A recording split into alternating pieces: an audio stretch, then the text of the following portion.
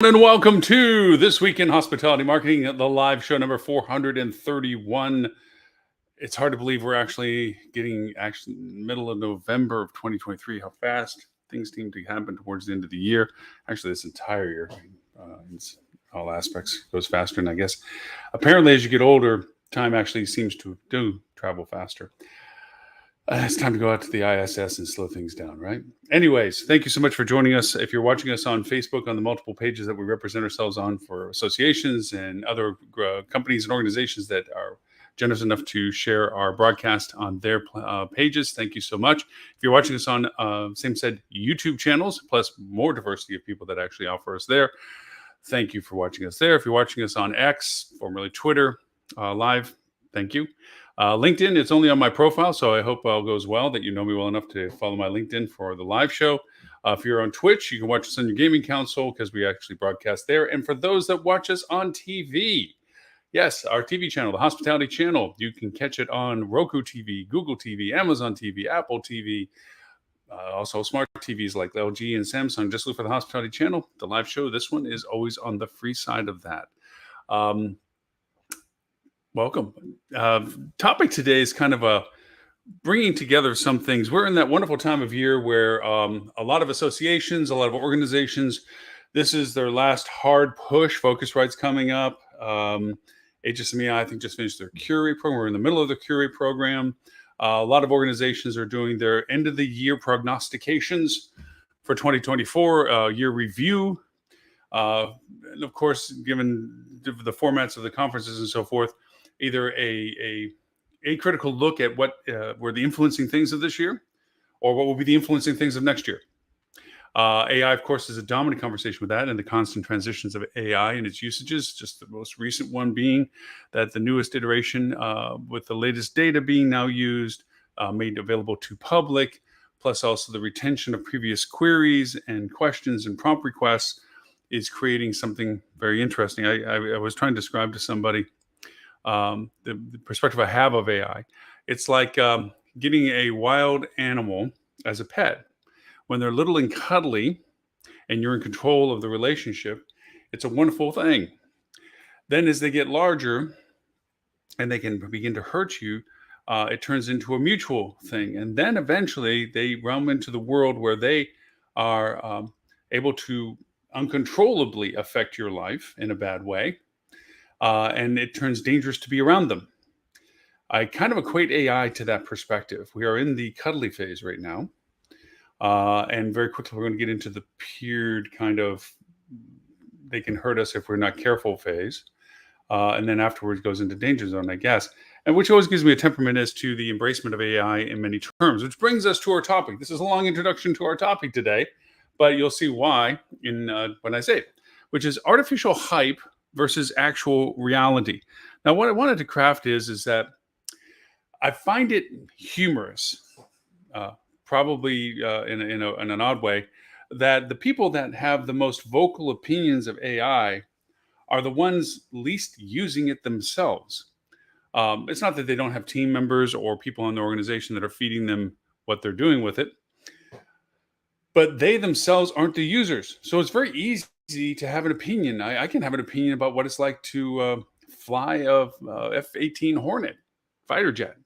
Gosh knows I'm in the geek world of VRs and I can sit in the cockpit and visually swing around and I can identify instrumentation and so forth. That is a lot different than actually the physicality of flying the jet.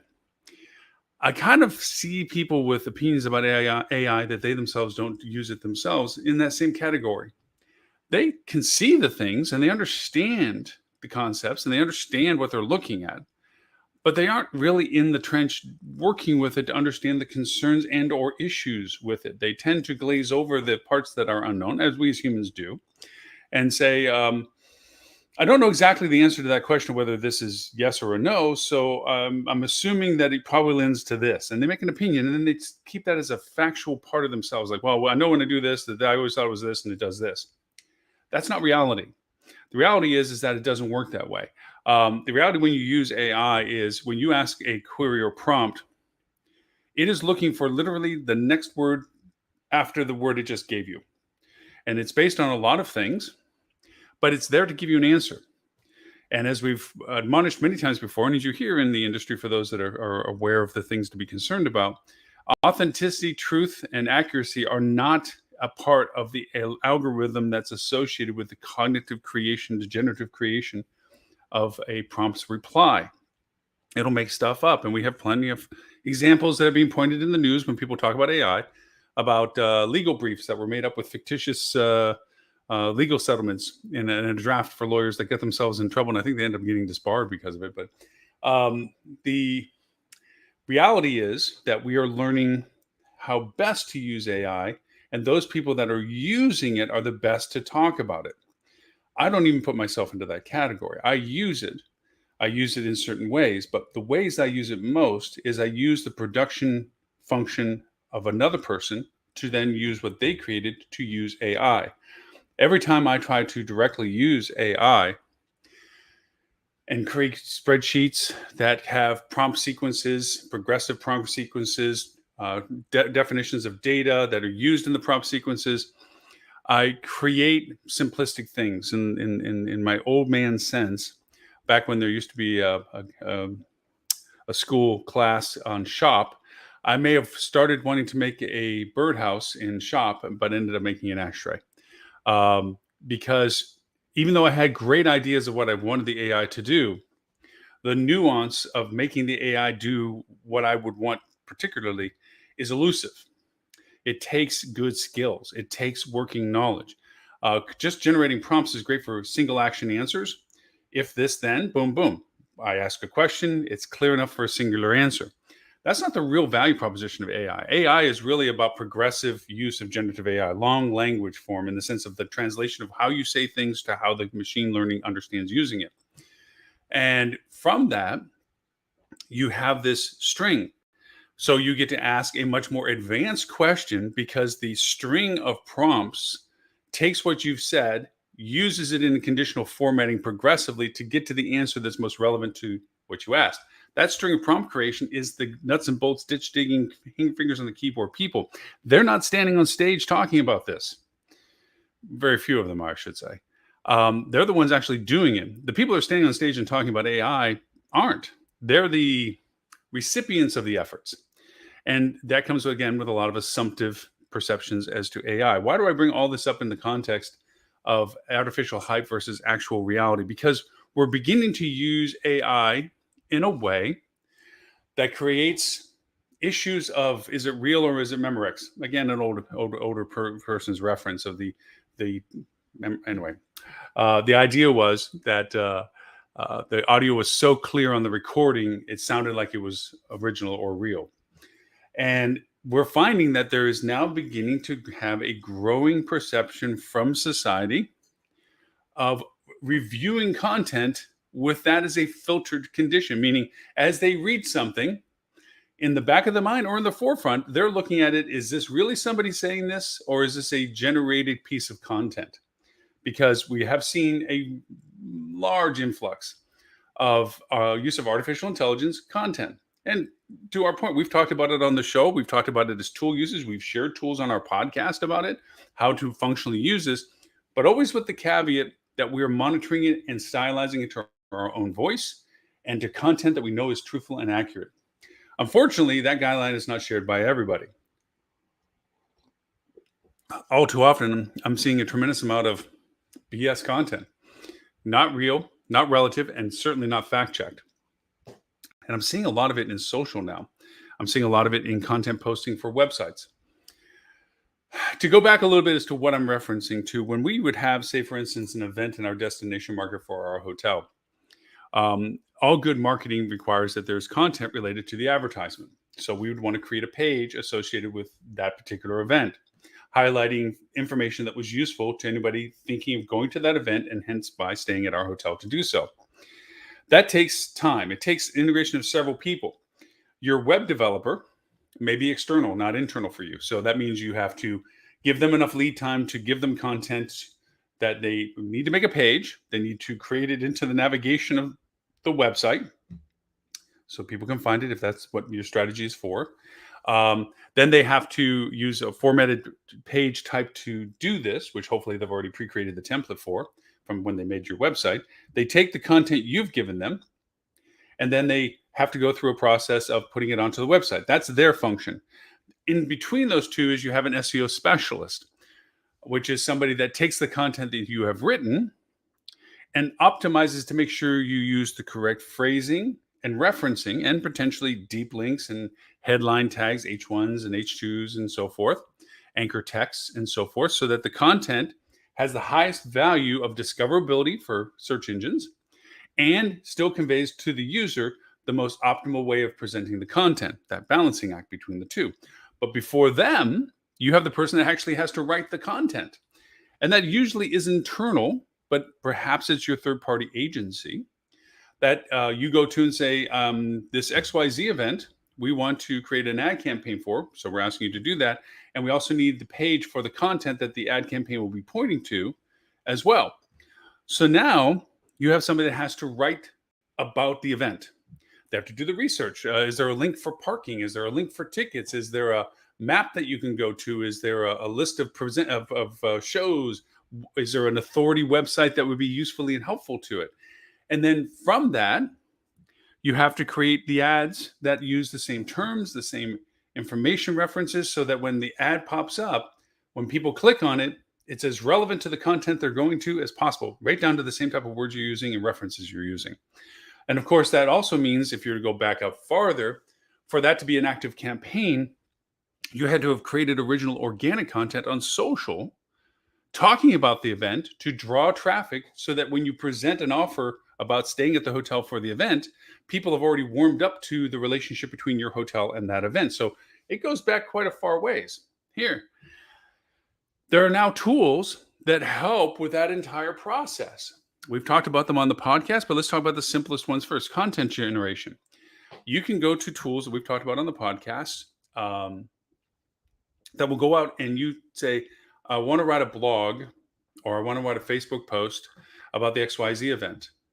And it'll go out and search, find the websites for the XYZ event, find the content on those, find the optimized content on those, and write you a organic post on whatever social platform you designate that it's supposed to be writing for, with the parameters of how long and optimization of it, and it'll produce it lickety split. Good. That's nice. It's helpful. And then you go through and you confirm the fact checking that everything's correct. It didn't pull an errant side or make up something just to answer your question or whatever. It actually put it all together. And that's what the fact checking, the validation factor that goes through with all that. Then you take that and you want to put it into your social content. Then you have to create the content for the website. So you then take the same platform and you say, hey, I want to make a blog content. Maybe that's preemptiveness or just a page itself. I want to make a web page describing greater detail about all the things about this XYZ event. And it'll go out and research for you and pull it all together, and you can optimize and look at it by saying, well, that's what I like to say. I don't want to say that. There's so many times I get to use that word, don't get to use it. All the little minutia associated with creating optimized content. And then you, if you're in control of your website, can take that content, put it onto a page. But wait, there's more. There's now new tools that if you plug them into your website, if they're WordPress based usually, and then it'll actually go make the page for you and take the content that you generated, or it'll generate the content too, tries to cover both bases, and it'll create the page for you and put it into your website. And it'll even go so far as to make sure the proper links are in place within the navigation of your site in the menus. You can designate it, identify it, you can change it, of course. But these accelerations of what AI can do for you is really profoundly happy. So instead of that long string of discussion I just talked about on what you normally used to historically do for an XYZ event coming up for your hotel, gets abbreviated dramatically, and in most cases, something you can do internally. You rely less on that chain of resources that usually was the case for doing these types of programs, and you abbreviated down more of a concise, controllable one that you can do. Then on top of that, there's other AI tools, and all these tools, and I'm not trying to be vague about these. We've talked about them on our podcast. I just don't, on the live show, I don't try to talk so much about particular tools. Every once in a while they creep in, but I try not to, because we don't sponsor anything. We don't have any people that sponsor us. We do this pure for the content. So I don't want to taint it with, oh, well, I use this and this. That's what we do in the podcast. And we don't have sponsorships there either, or anybody pays us to do it. But the podcast is dedicated to actually tools and their usage of the tools based on the concepts that we talk about here on the live show each week. So guess what? This week we'll be talking about AI tools and usage for content development and ad pick creations and so forth. So that brings us to what I'm saying now is that now there's other tools that will take that same content that you give them and they'll make all of your ad sets, all of them. It'll go and create your headlines, your dynamic headlines, your description lines. You give it the link to the page that you have the content for. It'll create them. It'll put them for your Bing formats, your Google formats, your Facebook formats. It'll actually even help you once you've created the ad types and sets and contents. There's another AI app that will go over and optimize the audience filtering that you would want to set up on certain platforms like Facebook, like Google. It actually will help you and not just tell you what to do. If you let it tap into those platforms, it'll do it for you. So now all of a sudden you have a person that could literally go from soup to nuts, old man's reference again, from beginning to end, with inception to implementation. All the content that's needed, all the distribution that's needed, all the campaigns that are needed, all of the tracking that's needed for optimization, because there's tools that will help you optimize. As you launch and release this, it'll monitor and measure the engagements, tell you what it needs to adjust for, and whether you have to adjust bids, and it'll actually do it for you as well. Adjust bids and or change ad copy based on what people are engaging with. There's tools that will watch what the page is used for, what did they click on, how do they engage with it, what's the duration of their time on the page relative to their actions of conversion. Plus you have GA4, which is going to tell you so much more about its overall interaction values. And all of that can be done now more internally. So what's the problem? Not really a problem unless you let it run automated. Not unless you allow it to just run as it does or not check what it creates. And that's where we begin into the foibles of content generation for AI. If for this to be as valuable as I've painted the picture for it, the critical element of that is having a knowledgeable person monitoring, policing, authenticating, and truth checking, fact checking what is being produced and how it's being used so that nothing artificial is about it. Unfortunately, the people that are in the roles that give them this knowledge are not the ones that are skilled in its execution. Remember my talk thing mentioned whining about the fact that people that talk about AI on stage aren't the ones that do it. The people behind the scenes that may be doing this are the ones that feed the information that they present on. Well, the same true about the execution of this. The people that are in the roles that would be best suited for this, people that are most knowledgeable about the product, your hotel, how it's presented to the public, your sales and marketing people, and who, in fact, should create all this functionality rather than having it outsourced or long stringed, as I described earlier, aren't the ones that will do it. They'll give it to a person that is not as fluent about what's being done, but is capable of the technology usage. Like they know how to make all these tools work, but they don't understand the context or the content specifically as to what's being generated, as to its accuracy. They don't know that half of your rooms don't face the sunset, but that's all you seem to talk about as if that's all the rooms you had. They don't know that you're not in walking distance of the event, but you're in proximity of the event, but you act and sound content development that it's close enough. These inaccuracies, okay, is what we're going to get a little bit more conversation on in just a minute. But because of the difference between the people that are most knowledgeable to do it in the sense of content and creation versus those that facilitate what can be done, you get this disparity of artificial content that people will begin to look at when they're reviewing something as to whether or not it's AI generated or whether it's really a person sharing the content. And that's becoming a problem because as more and more people go over and say, oh, I don't have to hire a person. I don't have to pay a third party as much. I can just have somebody that's doing this. I add that to their workload because it's an automated process. It's not that much extra effort, whatever. Maybe you can overcompensate them for it. Who's to say? But that cheapening of by reducing down costs, and we've been an advocate of doing that, reducing down, because of the lack of bandwidth and so many things, reducing down all the people that have to be a part of it is all good as long as the integrity of the quality is maintained. Going back in history, it was looked at that handmade items before factories and manufacturing was the thing were inaccurate. There was inconsistencies about handmade stuff because each item made was slightly different than the item before because it was made by hand one by one. When manufacturing came in, it was touted as a great solution because everything was the same. Everything was the Model A was the Model A for the first one to the thousandth one. It was the same parts manufactured in the same pattern, put together the same way. Even though handmade may have tried to attempt that, the repetitiveness, there's always a nuance that was a little bit different. And we reveled in that manufacture was the way to go, and almost handmade stuff almost was gone. And then all of a sudden the resurgence back going, manufacturing, if there's a flaw, it's a flaw in everything. Handmade meant that it was built with care and a focus and all the other things that mass marketers have created for us. So now handmade has a higher value than manufactured on so many things. That same aspect of our marketing and advertising is at play. People will see AI content, and it may be good AI content, and it may be accurate AI content, but the nature of the voice presenting it is not as human in its nuance as the human that used to write that content that has been replaced. That's the hardest part, is changing from how you've been doing it to doing it in a more automated AI way, to not lose that human feel component to it that is now being done in an automated way. It's going to change regardless, but if it changes to being too artificial, that's the line that I'm drawing attention to. It's not so much that you change from a human doing it, and yes, there will be changes to it. If I wrote something behind a friend of mine and I try to write like them, I'll use the same words some way, but there'll be some ways I don't that make it sound like somebody else wrote it. It's like when you watch or see cartoons in the newspaper. Nobody does that anymore. When a cartoon is made and wherever you see it, you can always tell when an artist is filling in for the previous artist. They replicate it as best they can, but it's not the same.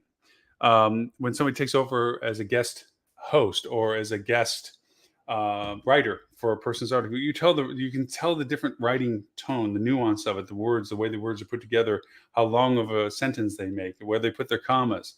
That change between the human and the artificial is noticeable. It's just whether it's realistic that, okay, well, it's not the same person, could be automated, but the content's good, it's well written and so forth, so I'm okay with this. That's what you want.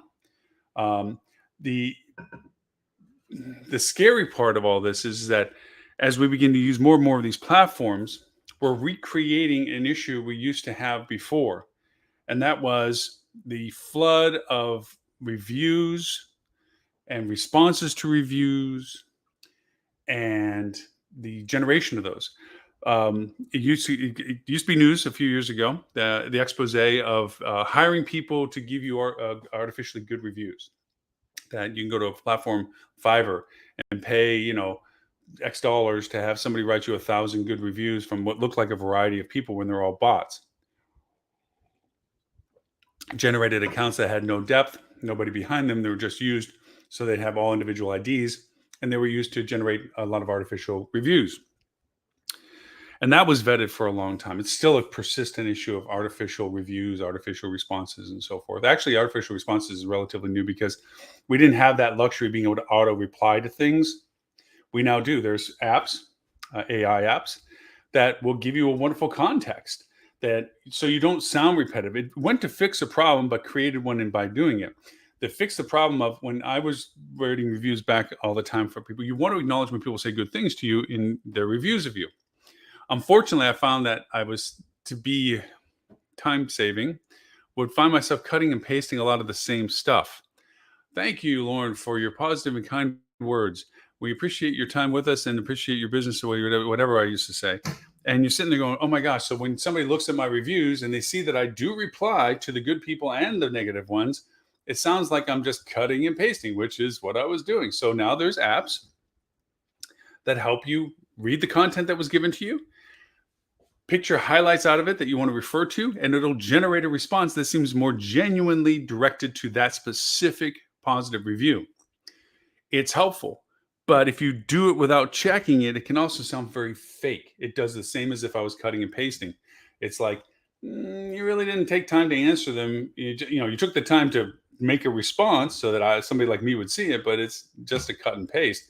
Same negative impact. Well, it's just the AI taking words out of what that person said and returning it and regurgitating it back in what looks like a custom reply.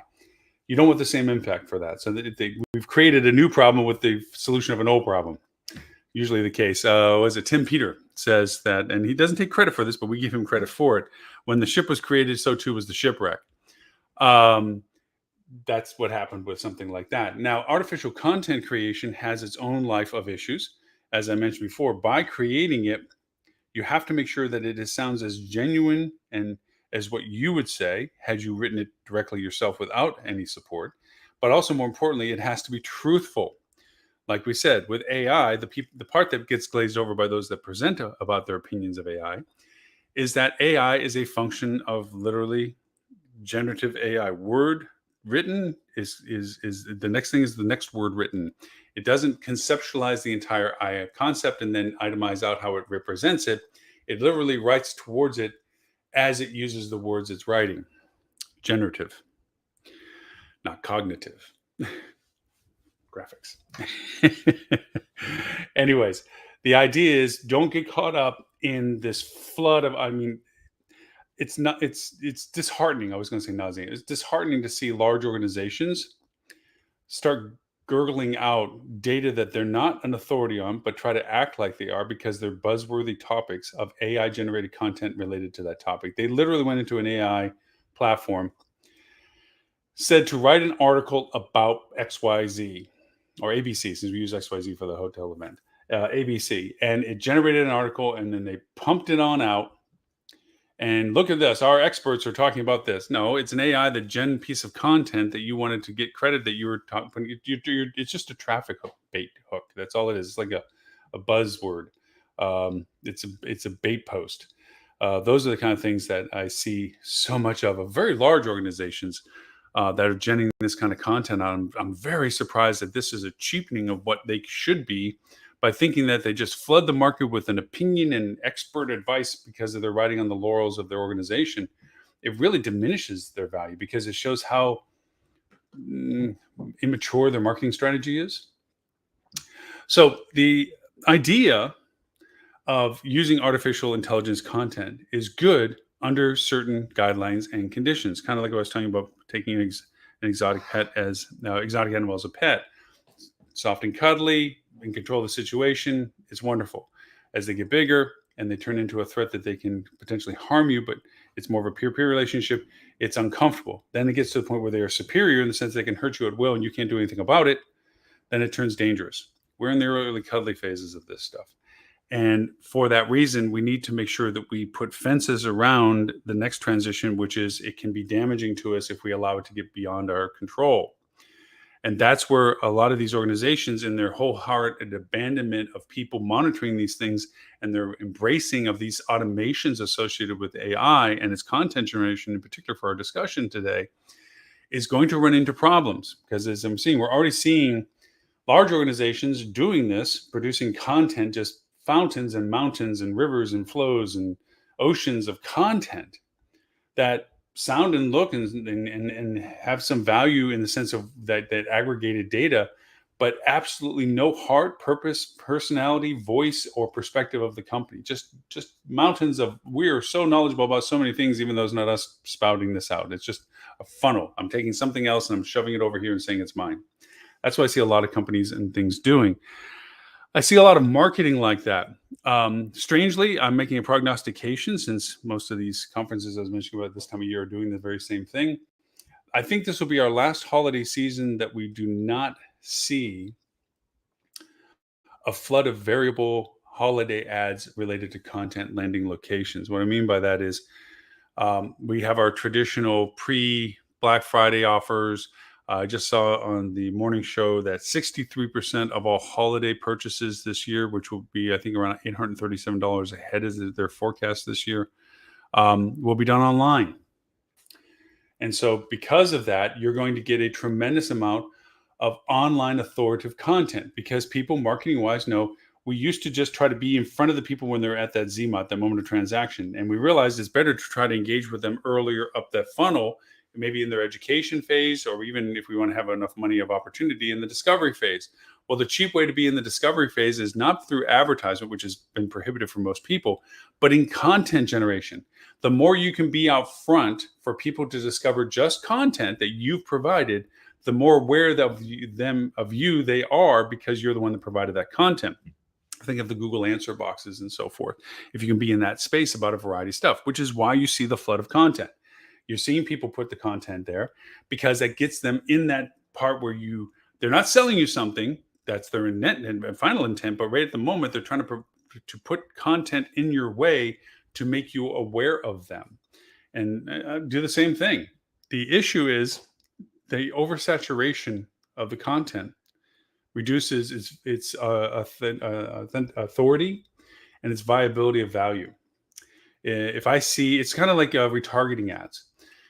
I touch your website, now I'm seeing your website on literally freaking everything I go to for the next 2 weeks. Drives me nothing. It's the negative aspect of retargeting, where frequency should be dialed down. Instead, they amp it up. Well, my prognostication is this year is the last year that we see a more traditional format of engagement. And next year, you're going to see the 10 things you should do for Christmas. We're already seeing it this year, but we're going to see way more of it next year. The 5 things that you should consider for such and such. And you're going to start seeing more and more dynamic content on the fly. And what do I mean by that? Right now, from what I'm complaining about per se, is that you have to objectively go in and decide you're going to create content about something. I want to create a content, going back to our hotel example, about event XYZ. What we're going to get into next year will be, we don't even get to make that decision. We are going to get shown what we should be talking about. We'll be given how we're going to talk about it. Will be created how people are going to act on it. And we're going to have the ability to measure the success of that. And it's all going to be handed to us with a nice little bow on it that says, welcome to AI marketing. We're going to know when we need to talk about the XYZ event, because we're going to take the data of the engagement from last year and realize that we have to start this there. We're going to know the channels that people engaged with that data early on versus the ones later. And we're going to make sure that we're there at the earliest inception of those channels of value. We're going to have the content generated on the content that was most often used. We're going to have the ads about the things that people bought the most for. And we're going to have that all targeted to the people we know that were most interested in it because of the data we got from the last time that they engaged with us. And a person next year, we will be at this level that will simply look at the process, see the projected value of the program, and decide whether that is what they agree to do. You see Google trying to do that now with their PMax program, where they just tell us what you want, ROI or traffic or engagement, whatever, and we'll tell you how much money you should need to spend with us. Give us that money, and we'll go take care of the rest. We'll make all the ads for you. We'll do all the stuff about it. But the part that they're not doing for you right now is they're not creating content related to their advertising they're creating for you. You're going to see that gap close next year. Now, in fact, it should be closing early next year. You're going to see now where services that handle the automation of your advertising, like Google's trying to do with their PMax, which is fraught with problems. And you're going to see a connection from another side where people are going to generate the content that is usable that the advertisement that PMax creates connects to, like a PMax. You're also going to see, I believe, automations similar to PMax, not in the Google platform, because as much as Google is the 800-pound gorilla, they want you to be focused on their advertisement. They want your money. Bing has a growing interest in the search market this past year because of its ChatGPT integration. You have Facebook rebounding in its usability with its audiences because of the diminishment of cookie values and how it's now being transitioned into as time goes forward, and its exclusion of durabilities like iOS's 17's removal of durations and so forth now to 7 days, and sometimes it's outright blocking of analytics tracking. You're getting these conversations that never existed, data lakes, data lodge houses, lakeside lodge houses, which people are like, what the hell is that? It's about confining your own data for your own usability. It's isolating your data to be used for you by you and not connected out to other resources and other function, keeping it to yourself, so to speak. First person data that you're getting, you're creating a data lake for, just to help you with that. So the idea is next year, you're going to see a lot of increased AI automations and artificial usages of content connected to advertising, connected to monitoring. Those three pieces are going to get closer together. I still think there's going to be a gap point between them even at the end of the next year, but you can see a very high usage of them. You might begin to find that as people's individual function values of how they do business, how they get hotel rooms, when they get hotel rooms. We tend to homogenize people. We tend to try to have to cluster them together for our human minds to conceive of them in context. Think of Smurf markets. It's not little blue people, social, military, educational, fraternal. Okay.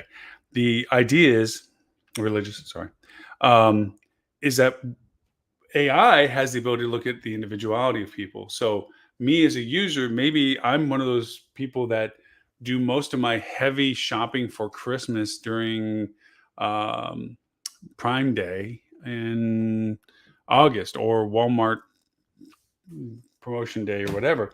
And so most of my content to me, dynamically created for my engagements, literally built in front of me as I engage, okay, will be about answering to the point that if I get the right information in front of me, I can make some of those Christmas decisions as early as August because that's what I did historically before. Now, maybe an exception to 1 year, and that's what it's based on, and I don't react to it, which is what it'll learn from for the next year.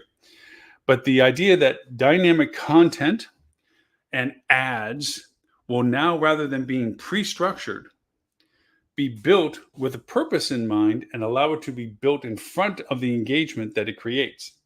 It's my prognostication for 2024. I believe that we're at that point now that content generation, tailored custom content generation, will be generated in front of me as I click on things on your site. And the corresponding ad creations that I'll see from that will be created from the content that was generated for me.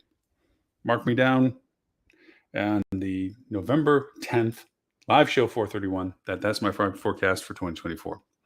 So I think I've hit most of it when it comes to hype versus reality for content generation, especially for reviews and content generation for social, content generation for websites, content generation for ads.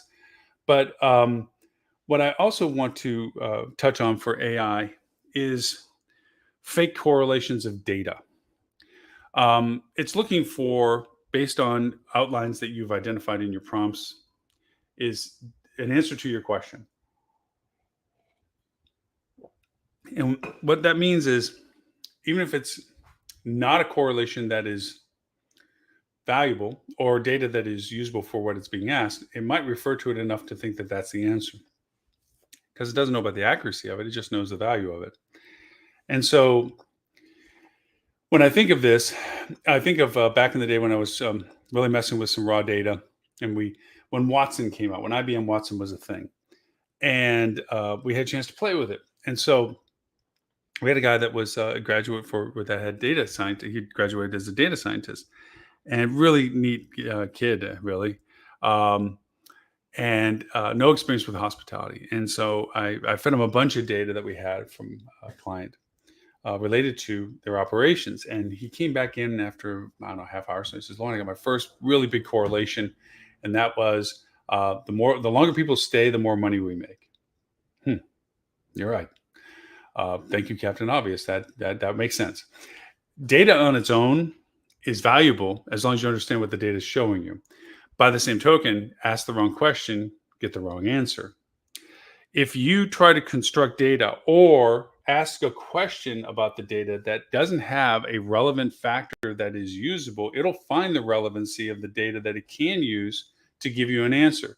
And if you base decisions without understanding the source of that data's usage, you're destined to create either, at worst, bad decisions, two, costly decisions, and three, if it's personal interactions and content engagements with people, disastrous relationship decisions. So the idea that data can be used, but bad data can also be used, should be a caveat warning about how you structure data's interpretation. What you think is asking the right question may give you an answer that's not based on the right data. You have to define the data that you want to use for your question, keeping in mind that you too can be wrong.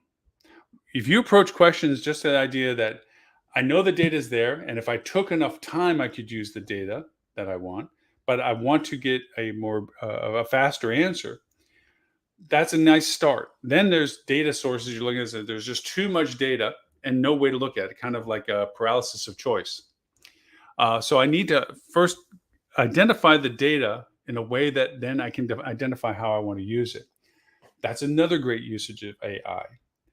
But if you just go in and go, here's a plump load of data, structured, unstructured data, let's just put it in a big old pile. And then you ask AI, tell me who's the best person to sell to for March. It's going to look for whatever data until it can get you an answer. It might not look at all the data, it'll look at enough data to give you an answer. And it might pull data from places that you don't know why it pulled it from, but used it as an answer for you. And it might give you a completely wrong answer based on what potentially could have been good data. So the inverse happens. You have to ask good questions, but you also have to have good data. You also have to have good data to ask good questions. I know it sounds like a circular Kuma Tada, the circle of life. So I think in all the ways that I wanted to talk about this, AI, the end of 2023, as we go into this now, mid-November, the conclusions of the conference series programs as we get now focused in on corporate office parties and family get-togethers and holiday seasons, because we're going to be chucked clean into the 2024 here in just a matter of weeks, is to be mindful of the fact that we are, of course, with the changes that have happened in 2023, the bountiful changes that are going to happen in 2024, the influences on all of those things, and the Wild West analogy of how AI is both perceived and used and talked about, is all things you have to take with the proverbial grain of salt.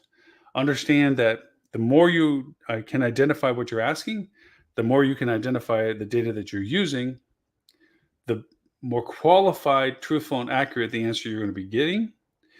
The content that you create, the way that you use that content, monitored, policed, and authenticated, is the key elements of keeping those things together, so that AI is still going to stay a little bit longer the soft and cuddly wild animal that we've decided to take on as a pet. Because regardless of our best efforts, it will soon turn into a relationship in which they can strike out and hurt us inadvertently or inadvertently, because it's in their nature to do what we've asked them to be doing, created as they're created, so to speak. And then it will eventually get to the point where it'll be a dangerous relationship, because we won't be in full control of how and what it gets done and used for, by literally how we're handling it now. People on stage talking about stuff they don't do, supported by people that are more interested in the preservation of their job or their income, to allow that to happen in ways that is inaccurate. I give you that caveat.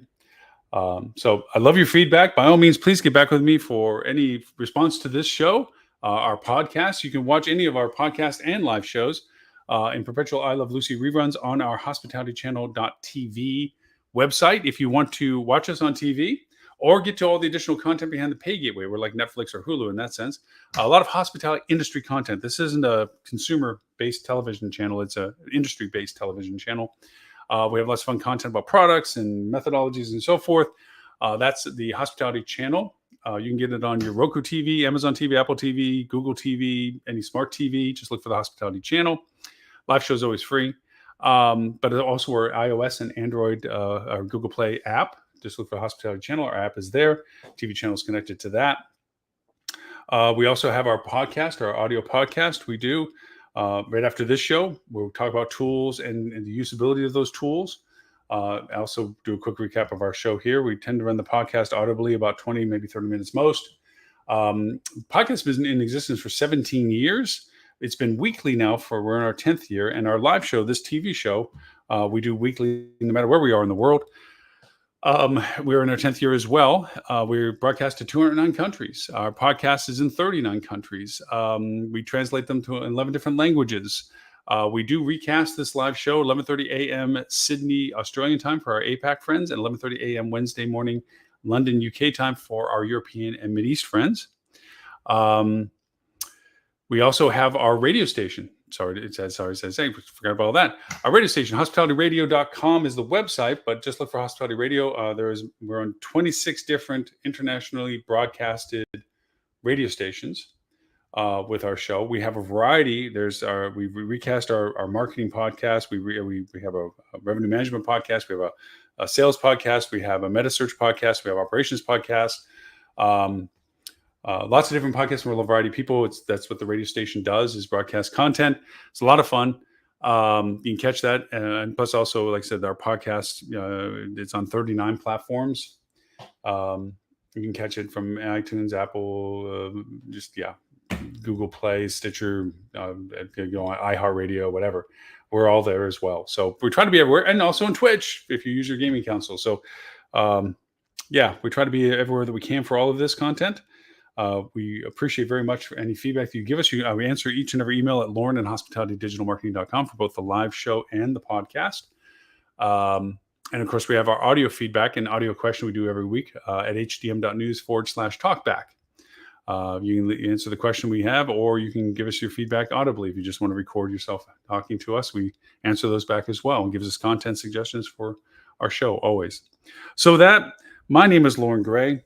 I thank you for the privilege of your time, and I look forward to talking to you all next week.